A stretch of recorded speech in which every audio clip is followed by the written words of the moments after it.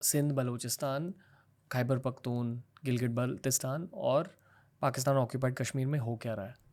यार बवाल हो रहा है। देखिए ना, अब बलूचिस्तान में तो एक पाकिस्तान से आज़ादी की तहरीक चल रही है। बलूच आज़ाद होना चाहते हैं।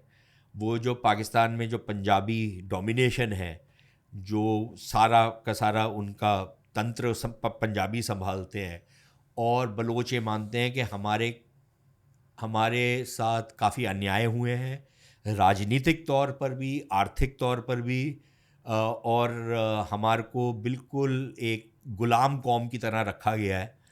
तो वो पाकिस्तान से आज़ादी चाहते हैं। मैं एक कॉन्टेक्सुअल पॉइंट ऐड करना चाहूँगा कि बलूचिस्तान की जोग्राफिकल एरिया बहुत बड़ी है और बहुत ज़्यादा नेचुरल हाँ, रिसोर्सेज है। पाकिस्तान का लगभग 45% एरिया जो है, जो बलोचों की पॉपुलेशन है वो तो 5% है, लेकिन जो एरिया है वो 45% है। अगर एरिया बहुत बड़ी होती है तो चांसेस आर कि नेचुरल रिसोर्सेज भी वो ज़्यादा होते है हैं। न, तो वो बहुत ज़्यादा नेचुरल रिसोर्सेज हैं। एक ज़माने में गैस होती थी, गैस बहुत ज़्यादा होती थी बलूचिस्तान में, लेकिन उस गैस का इस्तेमाल बलूचिस्तान में नहीं हुआ, वो पंजाब में और सिंध में हुआ, कराची में। तो अब वो गैस काफ़ी हद तक, वो वाले जो कुएं हैं वो काफ़ी हद तक ख़त्म हो गए हैं, तो गैस तो सारी निकाल ली। लेकिन बलूचिस्तान में ये माना जाता है कि रेयर अर्थ्स हैं, और बहुत सारे मिनरल्स हैं। अभी एक बात चल रही है कॉपर और गोल्ड माइनिंग की बलूचिस्तान के अंदर, वो भी इन्होंने विदेशी कंपनियों को दे रखा है। एक कॉपर माइन है सेंदक करके, उसमें चीनियों ने कब्जा कर रखा है। तो तमाम जो उनके रिसोर्सेज हैं, उसके ऊपर बलोचों को कोई फ़ायदा नहीं हो रहा। उसका फ़ायदा जो हो रहा है बाकी पाकिस्तान को हो रहा है, बलोचों को नहीं हो रहा। Core of the reason why Balochis are हाँ, अपसेट। तो एक तो ये कि भाई आप हमारे हमारे रिसोर्सेज को यूज़ कर रहे हैं अपने लिए, लेकिन हमारे को, जैसे वो जो कॉलोनियल वाला सिस्टम था ना, जो अंग्रेज़ करता था भारत के साथ, कि यहाँ से सब कुछ खींच लिया, सक आउट कर लिया और जाके लंदन में लगा दिया। वो बलूचिस्तान से सब कुछ खींच के लाहौर और इस्लामाबाद और कराची में लगा दिया। तो एक तो ये। दूसरा ये कि राजनीतिक तौर पर आप हमारे ऊपर काबिज़ हैं। आप हमारे को हमारी सरकार नहीं चुनने देते। आप अपने नुमाइंदे जो हैं उनको वेरियस पार्टीज़ में डाल डूल के चुनाव भी आप धांधली वाले करवाते हैं और इनको जितवा देते हैं। तो हमारे पास इतना भी अधिकार नहीं है कि हम अपने नुमाइंदे चुन लें। तो ना तो हम राजनीति कर सकते हैं, ना हमारे पास अर्थव्यवस्था है। आप हमारे को मारते हैं, पीटते हैं, आप हमारे साथ तरह तरह की यातनाएं देते हैं हमारे को, तो हम क्यों रहें आपके साथ? और इस वजह से लेकिन बलोचिस्तान। उसका एक और हिस्टोरिकल कॉन्टेक्स्ट भी है ना। बलोच ये मानते हैं कि बलूचिस्तान का विलय जो पाकिस्तान में हुआ, वो पाकिस्तान ने कब्ज़े से किया। पाकिस्तान ने कब्ज़ा किया बलूचिस्तान के ऊपर। अब वो पाकिस्तानी जो जो पाकिस्तानी वो है ना, ड्रम बीटर्स, अब वो ये कहते हैं कि नहीं, देखो जी, वो तो जो वहाँ का राजा था, नवाब था कलात का, खान ऑफ कलात, ये तो उसी ने विलय कर लिया था। उसके वो कारण वारन देते हैं, और इसीलिए उसने तो उसके बाद कभी बोला भी नहीं कि मैं इसके खिलाफ था। तो अगर उसके ऊपर कोई दबाव भी था तो वो बाद में बोल सकता था। वो बाद में नहीं बोल सकता था क्योंकि उसके भाई ने बगावत की थी पाकिस्तान के खिलाफ, और उसके खिलाफ फिर पाकिस्तानियों ने बहुत कड़े एक्शन लिए थे। बाकी बगावतें होती रही बलूचिस्तान में। तो ये मात्र ये मान लेना कि जो नवाब था उसने, या जो खान ऑफ कलात था उसने वो साइन कर लिया था, ये it is to disguise history.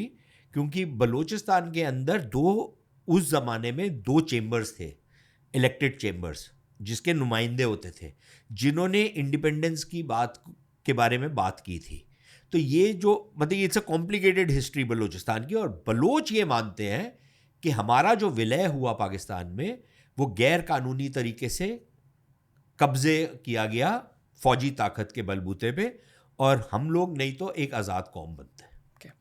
अभी बीएलए के बारे में बताइए। देखिए, बीएलए जो है, ये जो ब्रांड नेम है बीएलए का, ये तो बहुत पुराना है। तो बलोचों में अलहदगी की जो तहरीक है, जो जो आज़ादी की तहरीक चल रही है, जो जो मूवमेंट चल रही है, वो दो तरीके से चल रही है। एक पॉलिटिकल मूवमेंट है, उसमें पॉलिटिशियंस हैं जो अक्सर बात करते हैं अपने राइट्स के लिए, लेकिन पाकिस्तान के संविधान के अंदर रहते हुए उसमें वो बात करते हैं। दूसरी एक ये मिलिटेंट मूवमेंट है। तो BLA जो है ये एक मिलिटेंट मूवमेंट थी और ये कई सालों से, दशकों से है वहाँ पर। लेकिन जैसे जैसे समय बदला है वैसे वैसे इसका स्वरूप भी बदल गया है। पहले ये कुछ, इसकी जो रिक्रूटमेंट होती थी कुछ एरिया से होती थी, कुछ कबीलों से होती थी।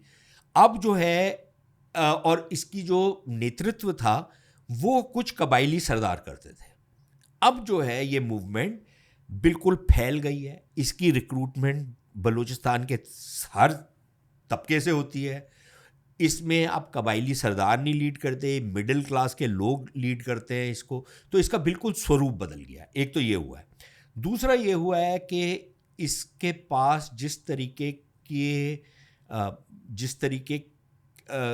के ये अब अटैक्स लॉन्च करते हैं, जिस तरीके की इनकी क्षमता बन गई है अटैक्स लॉन्च करने की, जिस तरीके की ट्रेनिंग दिखा रहे हैं ये, और वो नज़र आ रही है जिस तरीके से इन्होंने अपना जाल फैला लिया है, उसका कोई पहले हमारे पास प्रमाण नहीं है कि ऐसा होता था।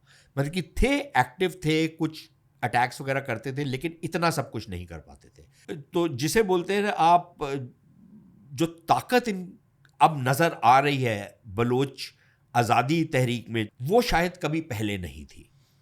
और उसी के साथ साथ क्योंकि इनके पास ताकत आ रही है तो फिर पाकिस्तान ने तो हरदम ताकत का इस्तेमाल किया है, अब वो ताकत का इस्तेमाल और करेंगे तो हालात ख़राब ही होंगे। और वहाँ पर एक कत्लेआम तो चल ही रहा है काफ़ी समय से, अब वो कत्लेआम और ज़्यादा बढ़ेगा। प्लस फौज देश को भी संभाल रही है, और फौज तो सब कुछ संभाल रही है ना। पाकिस्तान में एक शायर थे जिन्होंने ये कहा था, पाकिस्तान दिया मौजा ही मौजा, जिधर देखो फौजा ही फौजा। तो वो फौज तो हर जगह फैली हुई है। इसके अलावा हमने सिंध और खैबर पख्तून की बात भी नहीं करी है। देखिए सिंध में बहुत बड़ा प्रॉब्लम जो उभर करके आ रही है वो पानी को लेकर के है। एक सिंध में पहले से ही एक है प्रॉब्लम पाकिस्तान के साथ, और एक सिंधी नेशनलिज्म का एक है फैक्टर, लेकिन उसमें काफ़ी तीव्रता आई है। क्योंकि एक तो ये जो जरदारी और इसका जो बेटा है, ये जो सरकार चला रहे हैं पिछले 15 साल से, ये इतने काइयाँ लोग हैं, इन्होंने सिंध का पानी एग्री कर लिया कि आप नए नहरें बनाएं ताकि पंजाब में जो रेगिस्तान है उसको आप आबाद करें कॉरपोरेट फार्मिंग के लिए।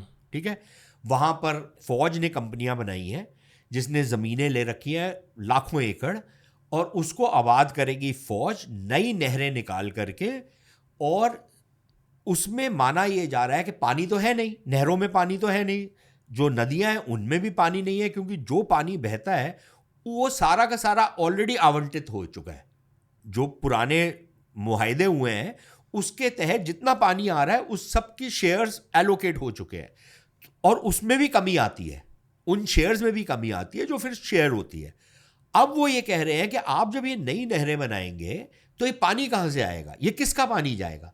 पंजाबी कहते हैं ये हमारा ही पानी है, हम अपना पानी इधर दे रहे हैं। तो सिंधी पूछते हैं अच्छा फिर ये पानी आप कहाँ से दे रहे हैं, आप कौन से एरिया से पानी निकाल के इस एरिया को दे रहे हैं, उसका कोई जवाब नहीं देता। तो सिंधी ये मानते हैं कि ये जो आप नहरें निकाल रहे हैं, आप ये नहरें निकाल रहे हैं और सिंध का पानी आप यहाँ पर ट्रांसफ़र करेंगे, आप पंजाब का रेगिस्तान आबाद करेंगे, और सिंध में जो आबाद है जहाँ पर बहुत सारी फसलें होती हैं इसको रेगिस्तान बना देंगे। अच्छा, जरदारी ने तो पानी दे दिया, जरदारी ने तो साइन ऑफ कर दिया। अब जब वहाँ पर बवाल शुरू हुआ सिंध में, पहले इन्होंने सोचा ये ऐसे ही बकवास कर रहे हैं, कुछ नहीं होगा, हम संभालते हैं सारा कुछ।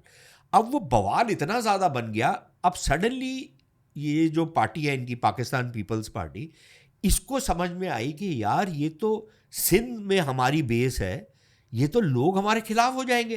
तो इन्होंने क्या किया, वो दोगली चाल, जो टिपिकल जरदारी का जो फ़लसफ़ा है, वो इसका बेटा, ये सारा परिवार ही ऐसा है, दोगलीपन में विश्वास करता है। तो इन्होंने क्या किया कि एक तरफ वहाँ पर पानी का समझौता कर लिया, दूसरी तरफ वो जो वहाँ पर प्रोटेस्ट हो रहा है सिंध के अंदर, उसमें शामिल हो गए कि हम नहीं बनने देंगे, वो सब कुछ बकवास। लेकिन जो पंजाबी हैं वो कहते हैं ये ऐसे ही शोर मचा रहे हैं, जब मामला तय पाएगा तो ये चुप करके ढेर हो जाएंगे, क्योंकि ये फौज का प्लान है। इसलिए जरदारी फौज के खिलाफ नहीं जाएगा, ये बेशक सिंधियों को त्याग देगा, क्योंकि सिंधियों के वोट का वैसे भी कोई फ़र्क नहीं पड़ता, क्योंकि वोट जो मर्जी दे, गिनना तो फौज ने है।